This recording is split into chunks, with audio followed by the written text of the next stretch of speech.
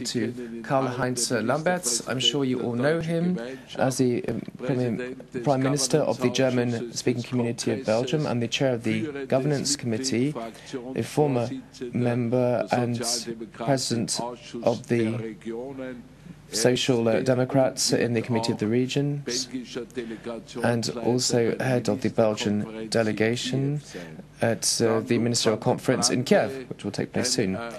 We will also hear from Luc van den Brande, an excellent representative for regional political affairs. He was, until recently, the head of the Committee of the Regions of the European Union.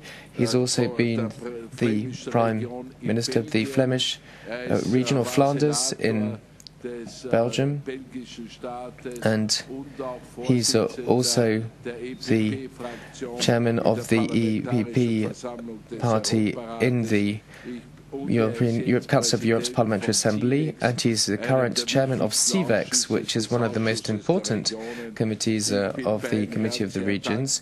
I'm very grateful that you've come to this meeting, and then we'll be hearing from Mikhail MEN, who is the governor of the Ivanovo Region. Unfortunately, he missed his flight, and his statement will be made by a colleague from the Russian Federation, and then we'll be hearing from Susanne NEUWIRTH, who is the president of the Austrian Federal Council. I'd like, without further ado, to give the floor to Karl-Heinz LAMBERTZ.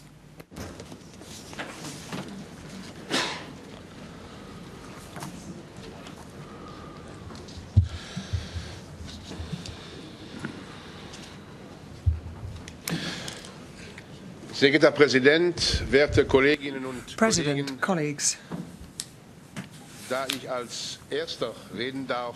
since I am the first speaker, what I will try and do is give you an introduction to the subject of multi-level governance. Now, multi-level governance sounds magical.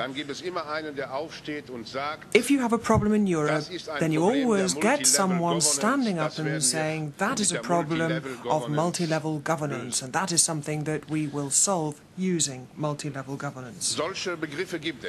So, we have these kinds of terms.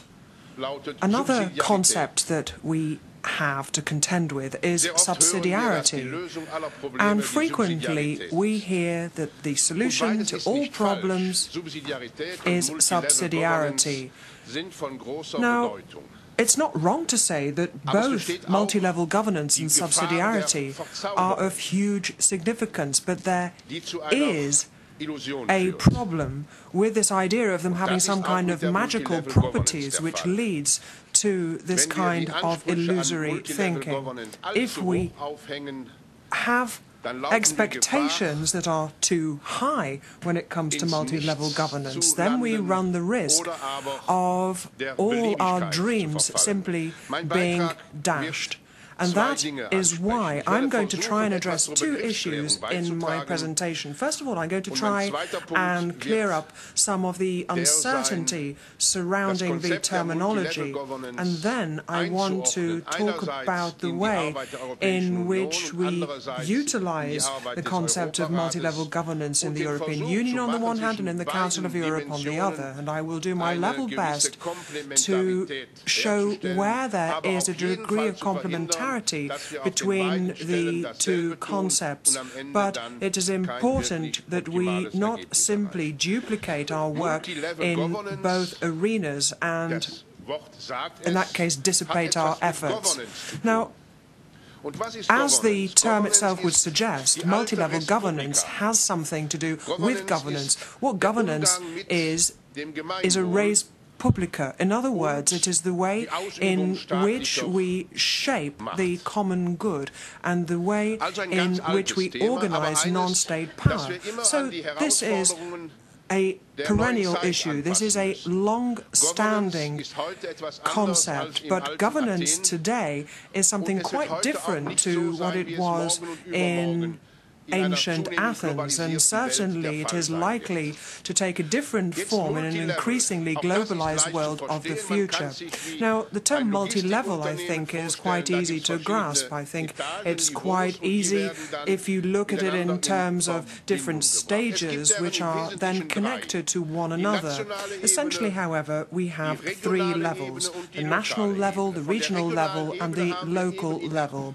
Now, we have just heard just how complex the regional level is in Europe, and we had a wonderful discussion of that level. But there are, ladies and gentlemen, three levels which are absolutely crucial when it comes to multi-level governance. But the question I would ask you is whether there are really just the three levels. In actual fact, and in the European Union, certainly, there are already four different levels, because the international level is increasing in importance. And the international level has, in the European Union, become so powerful that it has come to constitute a fully fledged fourth level of multi-level governance. Although I would say that the basic premise is quite straightforward. Multi-level governance is not an end in itself. Multi-level governance is ultimately an attempt to have the different levels work together as efficiently as possible, without the different levels being dependent on one another.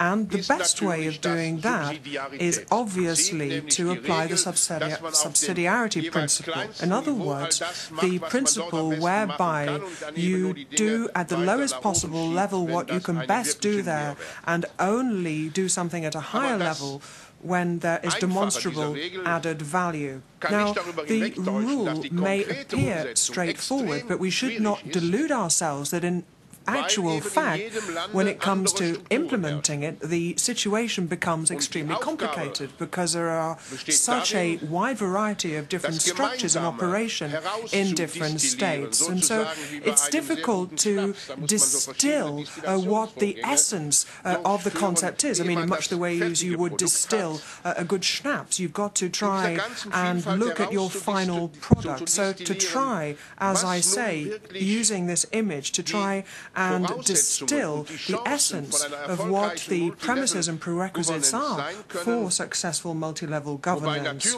And in saying this, of course, national sovereignty and applicable international agreements may never be breached. So, in practice, what does this mean when we talk about multi-level governance in the European Union, first of all, and then in the Council of Europe? Well, when it comes to the European Union, quite clearly the focus of the multi-level discussion has been on the implementation of the laws which are produced at the fourth level, in other words, at the European level, in the form of regulations and directives, the way in which we actually implement Europe's policies, say the 2020 strategy or the European Structural Fund. But my colleague Luc van den Brande will be able to talk at far greater length and in far greater detail about that particular aspect in due course. But regional authorities which are represented in the Committee of the Regions have a special role to play in the whole process. How, therefore, can local and regional authorities in Europe take part in implementing European policies? How do they defend themselves, and how do they avert any violation of the subsidiarity principle? Now, we need to look at these issues across the Council of Europe in general and in the Congress in particular. I firmly believe that there is a very interesting discussion to be had about multi-level governance here in the Council of Europe, but at the same time, I would be at pains to emphasize that we shouldn't fall into the trap of attempting to replicate the kind of discussion that people are having in the European Union. Now, we really should not be, if you like, regurgitating the whole discussion they're having in the EU, to use perhaps rural farming parlance. I'm from a country background myself.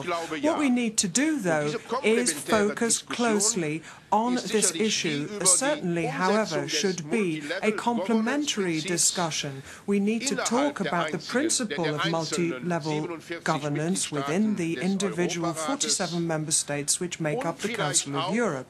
And, in all likelihood, the most interesting dimension to all of this, if you do attempt to apply the principle of multi-level governance across borders or at an interregional level, would then take you on to a whole different discussion, kind of discussion we were having yesterday when we were talking about the 30th anniversary of the Outline Convention on Cross-Border Cooperation in plenary. Here you have a very broad range indeed for our work here in the Congress, and particularly in the Governance Committee, because what we are seeking to do there is complement the kinds of discussions that are going on in the European Union, and for that reason we have looked very closely and very thoroughly at the issue of multi-level governance. Now, there are likely to be a whole range of issues thrown out by this discussion.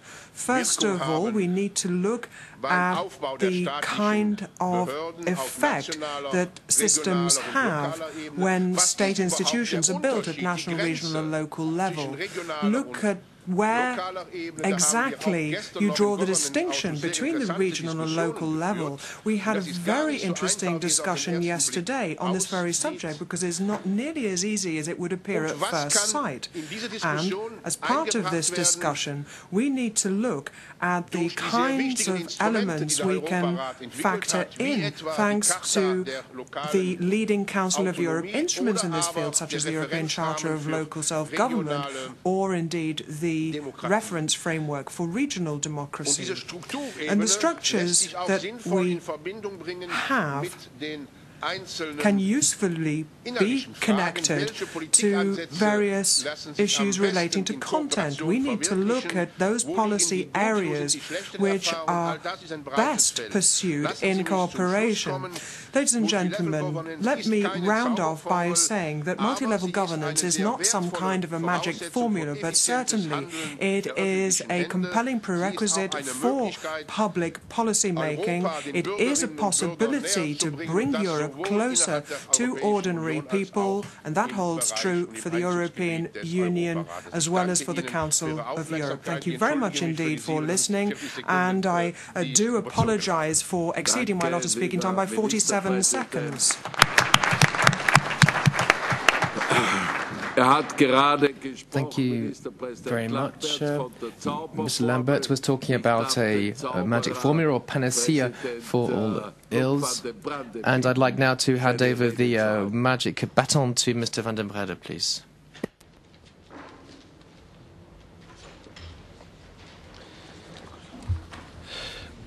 Lieber Präsident, lieber Herwig, lieber Generalsekretär. President Hedwig, Secretary General. Colleagues, it's a real opportunity to discuss today, at this very moment, not, and I agree fully with Karl-Heinz, the symbolum, yeah, the key on the door solution named multi-level governance. But I want just to look to the consequences. And this, in the European Union, the 27 actual member states, the consequences of the Treaty of Lisbon. And in fact, the Treaty of Lisbon, one of the quintessences is to know that it has to see with an integrated multi-level governance into the operation of the European Union. And it's also important to notice that it provides a new definition of subsidiarity that explicitly for the first time mentions the regional and local dimension. There is also the strengthened role for the national parliaments, and it implies in many member states, not just the federal ones but also other ones, the involvement of regional representatives in the Union decision-making, but also regional parliaments need to be consulted in applying the subsidiarity test, the protocol on subsidiarity.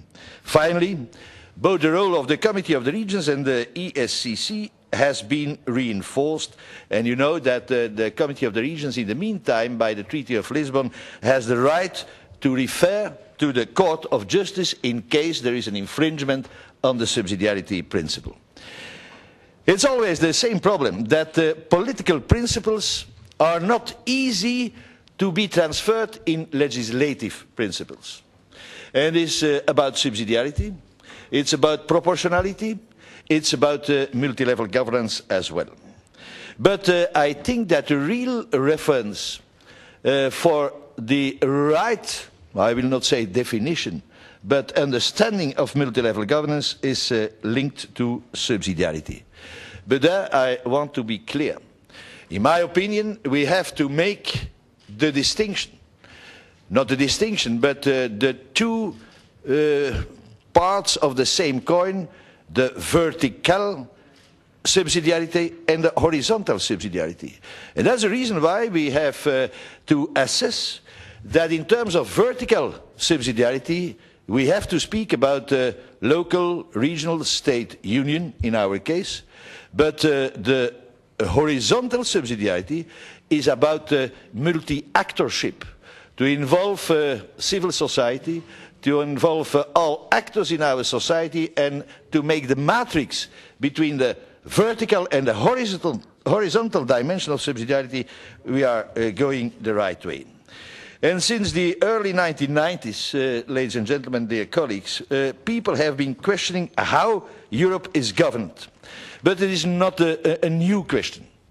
Already in the 15th, 16th century, I'm always saying buon governo was the main issue at that time, to know how to govern in the benefit of the citizens at that time, to see in which way we have to go for good governance. By the way, already in 2001, the European Commission was going for a white paper on governance.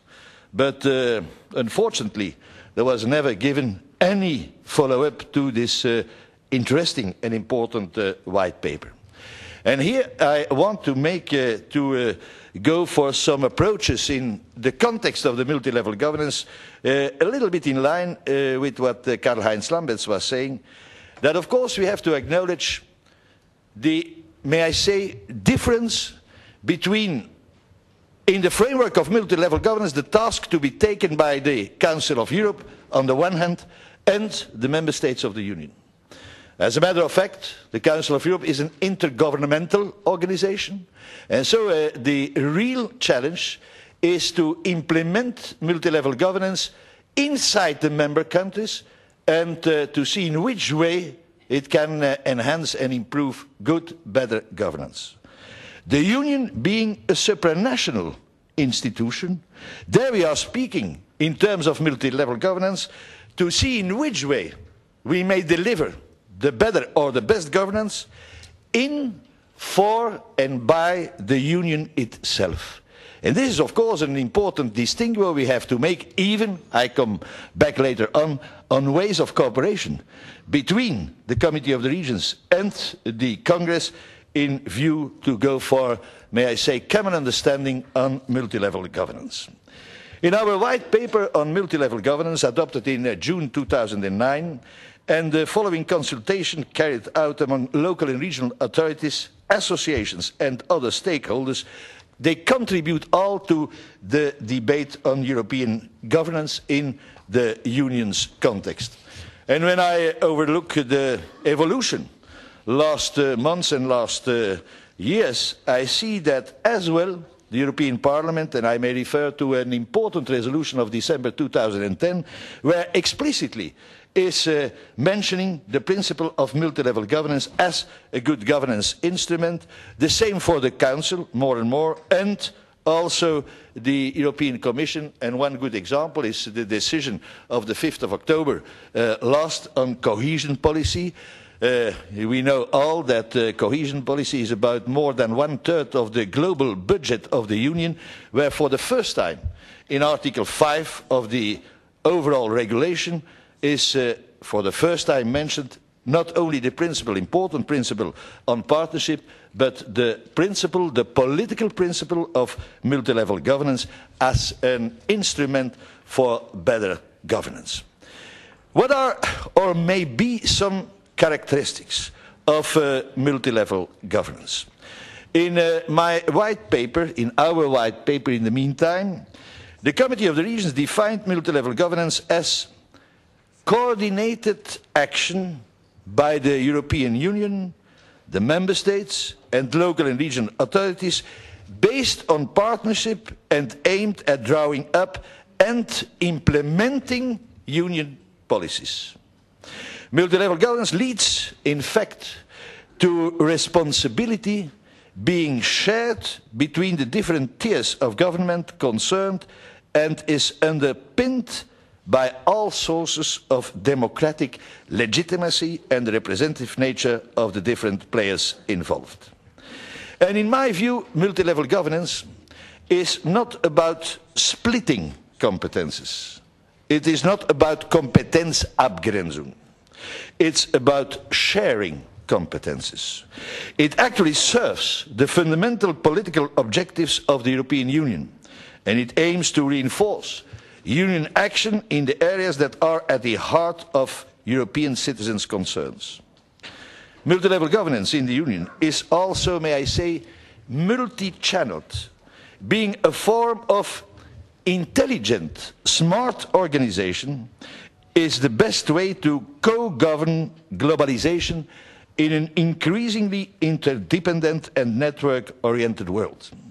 This idea is intrinsically linked to participative democracy, as society is becoming evidently more pluralistic. Multi-level governance will help the Union establish a rewarding partnership approach aimed at improving citizens' quality of life and creating new room for cooperation beyond virtual borders. And there cannot be any misunderstanding. The debate on multi-level governance, in my view, is not a new institutional debate. When I was explaining the concept a little bit in the European Parliament, one out of the members of Parliament was saying, yeah, but after 8 years of discussion on the Lisbon Treaty, you will not restart immediately an institutional discussion. And I am very clear on this point. Multi-level governance is a functional discussion. It is instrumental to policy, and it is not a new institutional way of thinking or acting. And that's the reason why I want to use the instrumental point and the functional point. And in this way, I think that it is about better democracy and participation. What are, more or less, some main obstacles to multi-level governance? The first one, I have to respect the authority of the President, evidently, but the first one is the information gap. The second one, and it is an important one, is the capacity gap. The third one is the fiscal funding gap. The fourth is the administrative gap. 5, the policy gap. I have not the time to go in detail. But when I enumerate these 5 points, they are also the way for the right solution and the reasoning behind to go for multi-level governance.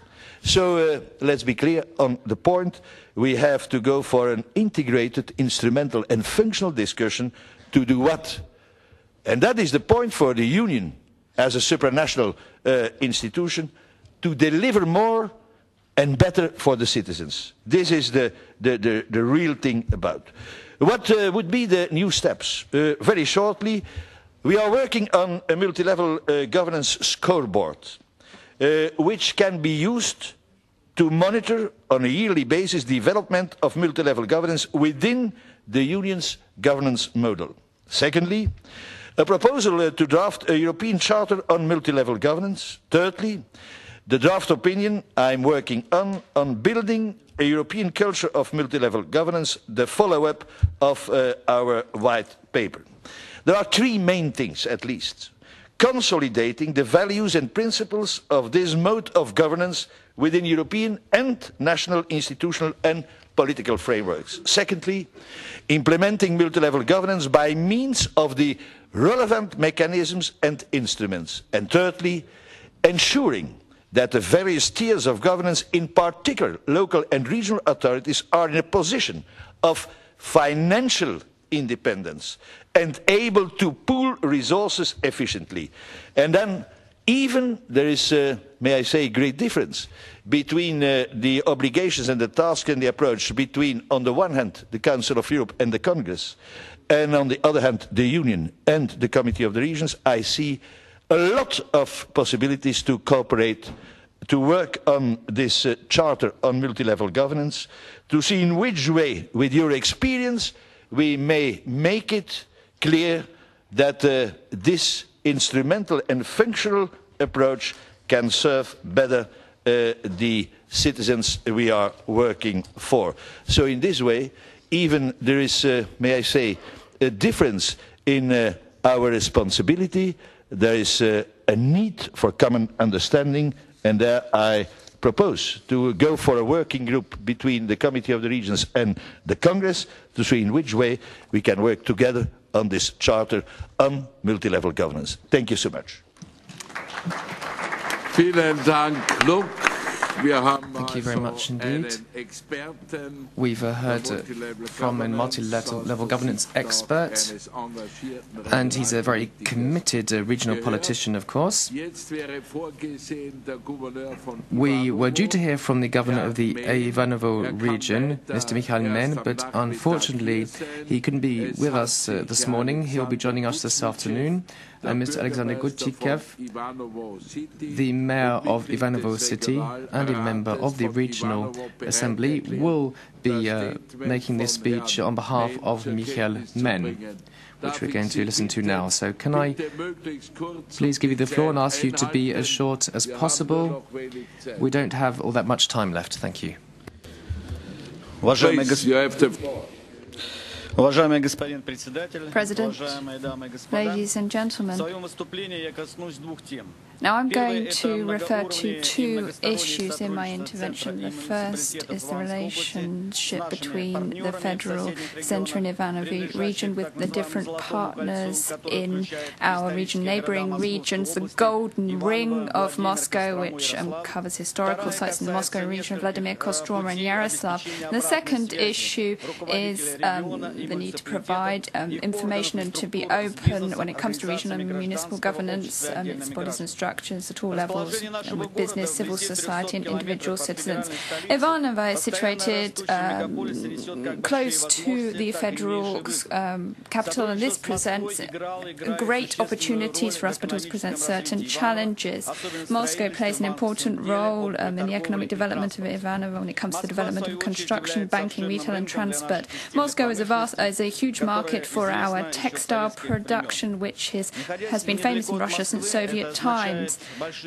Being situated close to Moscow presents us with opportunities to benefit from the wealth of Moscow's cultural life, but it also means that the region is attractive to young professionals. We have 7 universities in Ivanovo, and it's an important headhunting center for Moscow business, science, education and medicine.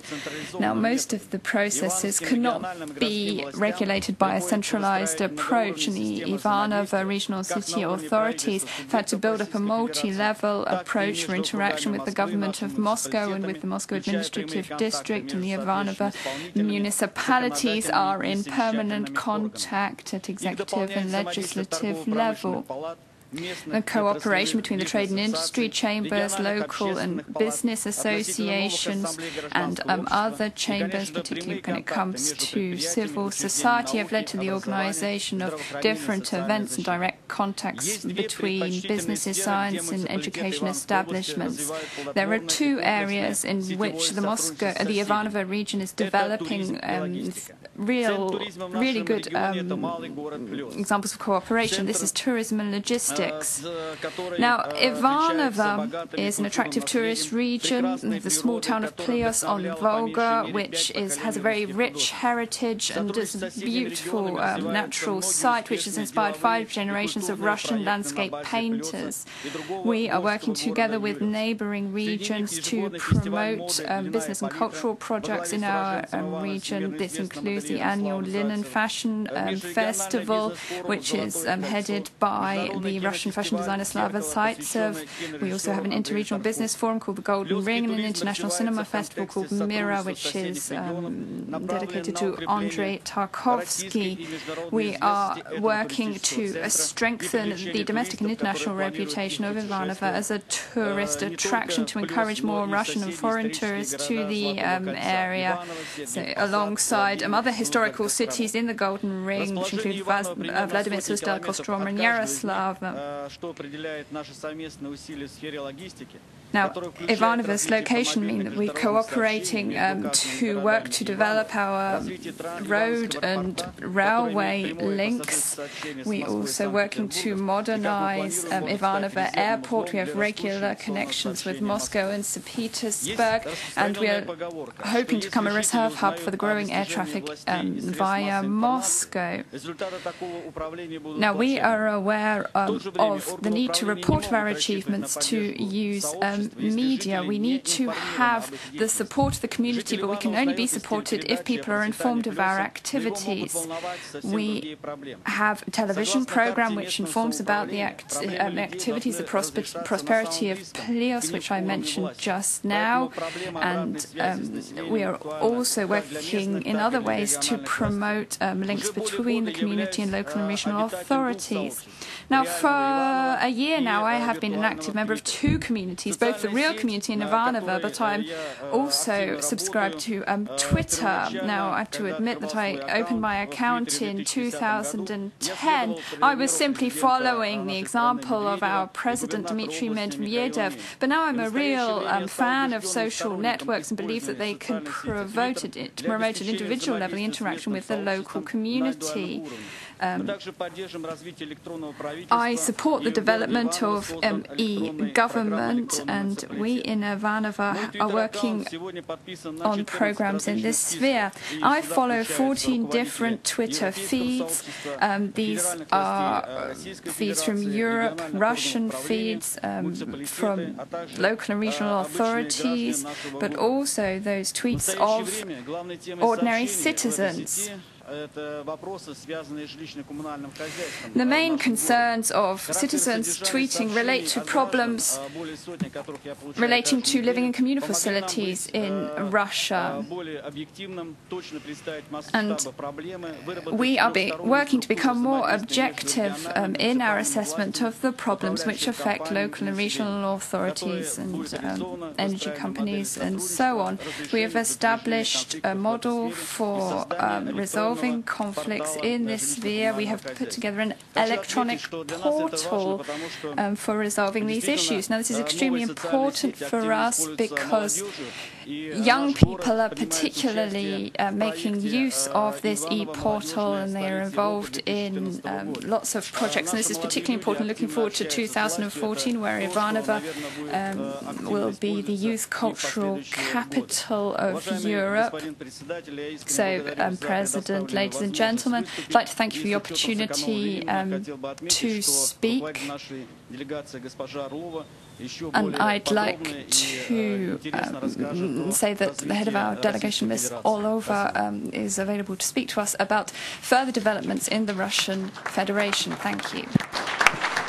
Sehr geehrter Herr Bürgermeister von Thank you very much indeed to Mr. Kuchintev, the Mayor of Ivanovo. Thank you very much indeed for that statement on behalf of the Governor, Mikhail MEN. And I would now like to call on the President of the Second Chamber of the Austrian Parliament, the Bundesrat, the Federal Council, Ms. Susanne NEUWIRTH. I would like to invite her to take the floor. Thank you very much indeed for having taken us up on our invitation. Chairman, thank you very much indeed for your invitation. Thank you very much for inviting me to speak in front of such a distinguished audience. I'd like, first of all, to make a few general comments with regard to this issue, and then I'll give you some concrete examples of exactly how this is structured in the different regions in Austria. We need to be aware of the fact that today we're talking about multi-level governance, and that this is something that's come about as a result of new bodies and as a result of more and more stakeholders being able to play a part. And this has been mentioned on several occasions here today. The principle of subsidiarity in the EU is one that's being extended in more and more detailed fashion, all the more so since the Treaty of Lisbon was passed. This means that there are more and more decisions that are being taken at national, regional and local level, where the EU doesn't have exclusive powers. This is all about introducing more closeness to citizens. This is something that we should all strive to achieve, of course, irrespectively of whether we are within a regional setup or a national setup or a European Parliament setup. Rules and regulations, of course, as has already been said, should be as close as possible to the citizens. And this underlines the importance of the term I've just mentioned, closest to citizens. It's a term that's often used inconsiderately or controversially in general conversations. Closest to citizens means any rules or regulations that have an effect on the interaction of citizens and will create a normative framework should take on board as much as possible the environment of these citizens. Now, the demands of federalism, of course, is of great importance, and the federalism has created concentric circles within states and has also attributed staggered regulatory powers to these institutions. But of course it's important for the state decision-making structures not to be too far removed from the wishes of society. This is why the principle or the approach of subsidiarity is implicitly or explicitly adhered to, and the higher levels of state decision-making do have responsibility for rules and regulations that have required legal harmonization. The principle of subsidiarity is within the federal state of Austria and partly also in the constitutions of the regional Länder, for instance in the Tyrol region or the Upper Austria region. It's therefore of relevance for the national parliaments, in particular the second chamber or the upper house, to have a strong role when it comes to observing just how this principle of subsidiarity is applied. The national parliaments are already involved in the process of furthering community law in several different ways, at the very least through the implementation of the community legal acts into national regulatory acts, but they're also much closer, if you like, to citizens as local and regional authorities are than the bodies of the European Union. The Austrian Bundesrat is also bound by the principle of subsidiarity, although it's often described as a chamber of federal states and is asked to represent regional interests. As we've also heard in the context of political discussions in Austria, it's often called into question or doubted because of its relative unimportance from a political point of view and factual point of view. But I think it has taken on a role as a mediator, ombudsman, and that it's an intermediary for the citizens, and that it can ensure that they develop understanding for the requirements of legal convergence in the new Europe, and also it's an intermediary vis-à-vis the European institutions because it can ensure that proper understanding is developed for the specific needs and requirements that citizens in the different states or regions would like to have implemented into legislation. Even the Austrian Bundesrat is, as a regional chamber, specifically called on to take on board points that relate to the introduction of European legislation. The Bundesrat has a well-organized organized mechanisms for regular interaction, in particular with the regional parliaments in Austria. And the idea is to ensure that the regional authorities are able to provide views and opinions on European plans for legislation, in particular with the principle of subsidiarity in mind. Now, let me give you some concrete examples of cooperation. The members of the Bundesrat are very closely connected through parliamentary clubs and through regional parliamentary clubs, and they take part in all these meetings, and there are several informal contacts, and there are often exchanges between the National Assembly and the Regional Assembly. Their rights in the different regional parliaments are structured differently depending on each state. There is, for instance, the right to attend regional parliamentary meetings in Salzburg and in Steiermark, and there's a right to take the floor.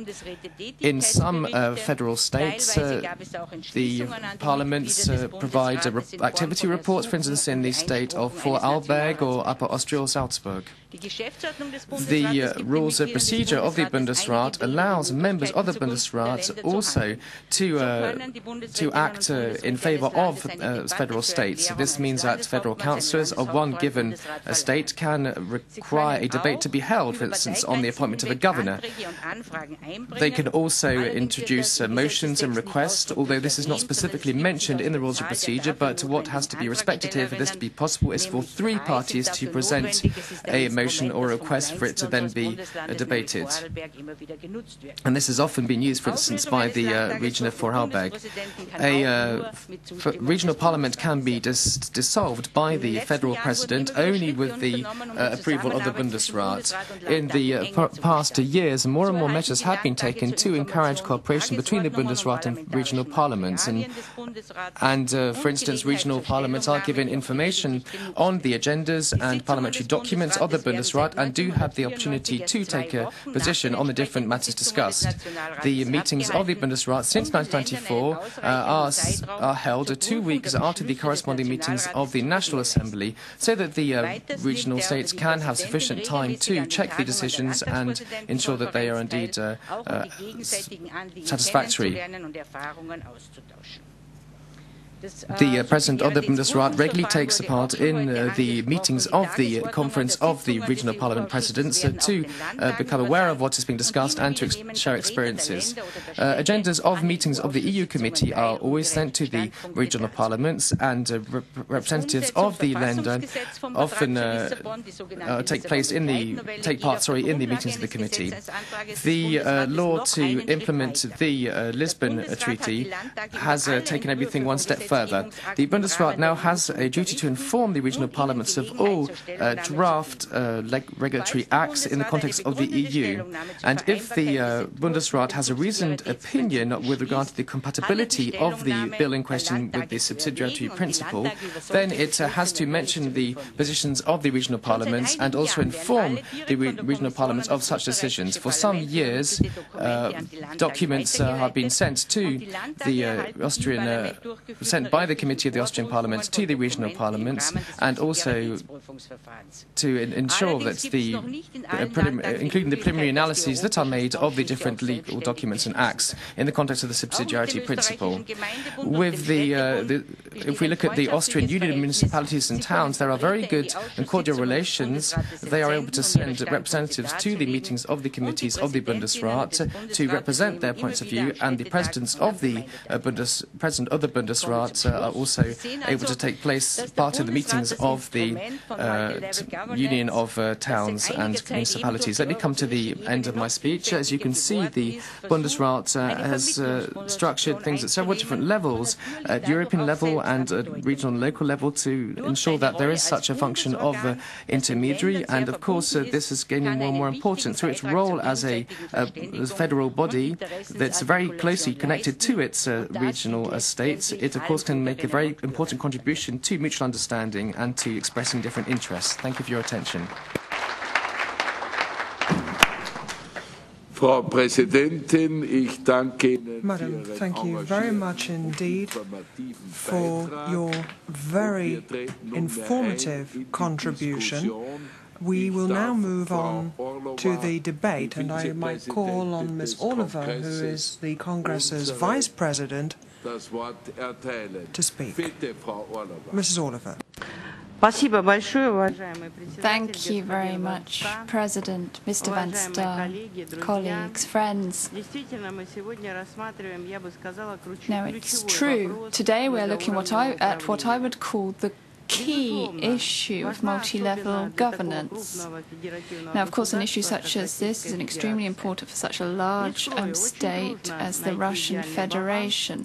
It's no secret that it's difficult to find a balance when it comes to allocating powers to the different levels of governance and to guarantee their development. But looking at Russia's experience, I'm going to talk about the problems relating to governance. Now, in our opinion, many of the problems which exist in the member states of the Council of Europe stem from the crisis of governance. Now, I think we were all shocked by what happened in London in summer, events in Germany and in Greece. We talked about this yesterday. And all these events are not just taking place anywhere, they are taking place in front of our very eyes. Thousands of citizens in Europe are taking to the streets and are destroying private property. This is all a threat to our model of democracy. Now, of course, we know that in London, in the United Kingdom, you have a country which is often held up as an example for democracy. It has an effective system of governance, good legislation, a high quality of life. Yet, nevertheless, suddenly, an event such as this, a social explosion such as this, takes place. Now, what are citizens lacking? What is the problem with this model? It seems that a group of young people are excluded from society. They don't feel involved. They don't see prospects for their own future. Now, there are other reasons. These relate to the negative consequences of processes of globalization, the second wave of the financial crisis, which is more serious than the first, the growing gap between rich and poor, problems related with migrants, religions, traditions, family values, and clashes related to these. Now, we've heard in the reports today that there is no perfect recipe to resolve these issues, but we are talking about the need for a new paradigm for the development of humanity, changes to the system of capitalism, new models for trans-border cooperation. How can individuals fit into these new systems? Do you have the interpretation? Is the interpretation working? Oh, I've only got 3 minutes. 1 minute. Okay. Okay, that's enough time. Thanks to the internet, we are today well aware that we at local and regional level need to act, and we have heard today of the work which is being done in Ivanovo and how Ivanovo is working in social networks. But today we are discussing these issues, and our session is being broadcast in the internet. But who's listening to us? Who is listening to our concerns? What's important is that we need to continue our work. But what's important is if we don't continue our discussion just amongst ourselves, we need to talk to European citizens. When we discuss issues relating to European youth, these are crucial issues which we need to discuss, and we need to make use of the tools which we have available to guarantee that our recommendations are implemented, that our recommendations are used at local and regional level. Thank you. Vielen Dank, Frau Orlova. Thank you very much, Ms. Orlova. Thank you very much indeed for that contribution, your suggestions. I now call Mr. Léoville from France. You have 3 minutes. Bien, Monsieur le Président, mes chers collègues. Chairman, colleagues, J'ai retenu de ce que disait Monsieur Lambert. I was listening to what Mr. Lambertz was saying, and he was saying that multi-level governance can create illusions. I do agree with what Mr. Van den Brande was saying when he was saying this is not a panacea for all ills. I hope I'm not going to be on the wrong track here with regard to this roundtable. The situation with regard to regions in France is becoming more complicated, and as you know, even though there is a fiscal autonomy that's provided for in the Constitution, as a result of the government's current actions, these regions are deprived of their own resources. Indeed, French regions since the 1st of January 2011 are the only regional and local authorities in France which are no longer able to levy taxes.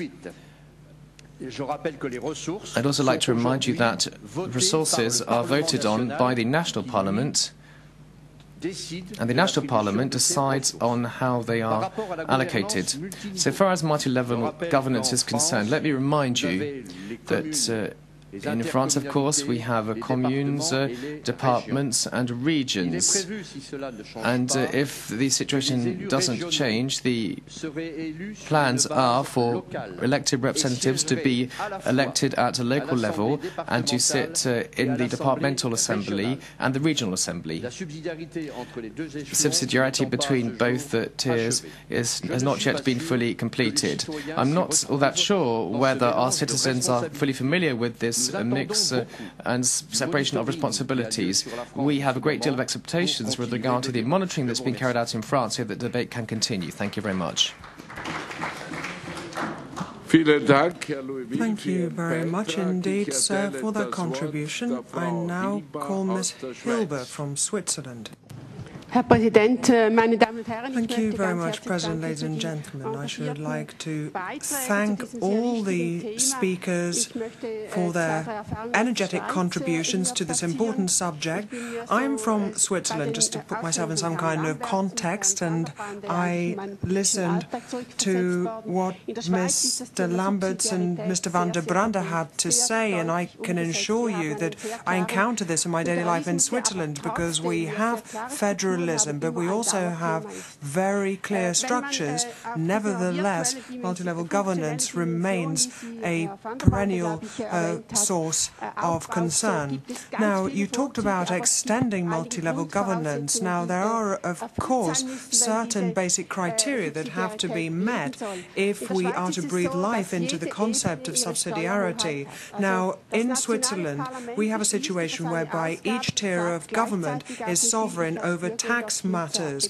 Now, the federal parliament, of course, decides how much I pay, and the cantons and the national parliaments as well will decide on what powers they have and what functions they fulfill, and accordingly exactly how much money they need to levy in taxes from people in order to meet their responsibilities.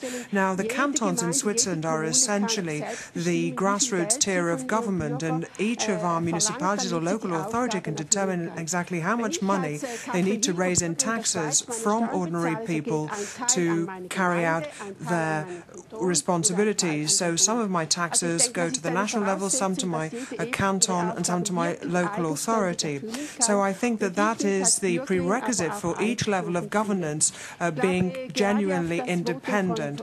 Now, I would like to refer specifically to Mrs. Oliver's contribution and her point about closeness to the citizens, about operating the grassroots level, that people realize exactly who is doing what. And I think when we set our priorities, that is something we need to focus on. So, as I say, I think that's an absolute prerequisite if you generally want to implement subsidiarity. But let me move on to my second point, and that is, it is extremely important that we look at our local authorities. I mean, in Switzerland, they would range from 300 to 30,000 inhabitants. So we're talking about about a huge disparity there.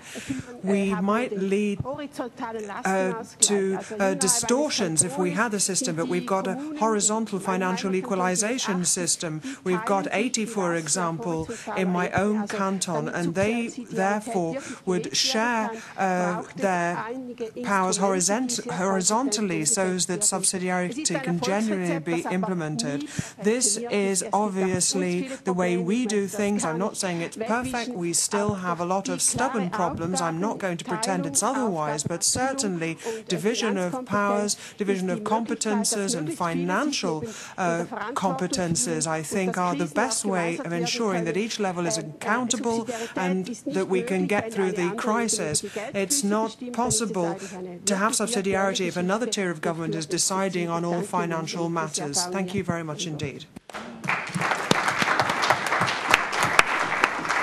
Thank you, Mrs. Hilber, for that contribution. Well, we've just heard a variety of different positions here in the Chamber of Regions and from the Congress and from the second chamber of one of Europe's parliaments. And we have heard, as I say, a variety of different contributions now from Russia, from France, and then from Ms. Hilber.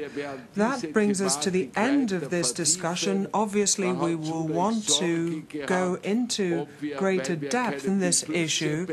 We haven't a specific decision to take at this session of the Chamber of Regions. Nevertheless, this is an interesting topic, and I think it is a very good thing that we have been able to have a broad discussion of each of these different topics. Now, let me move on to the final round table. I'm going to be dropping my contribution on the macro region. I want to make sure that other colleagues have an opportunity to speak.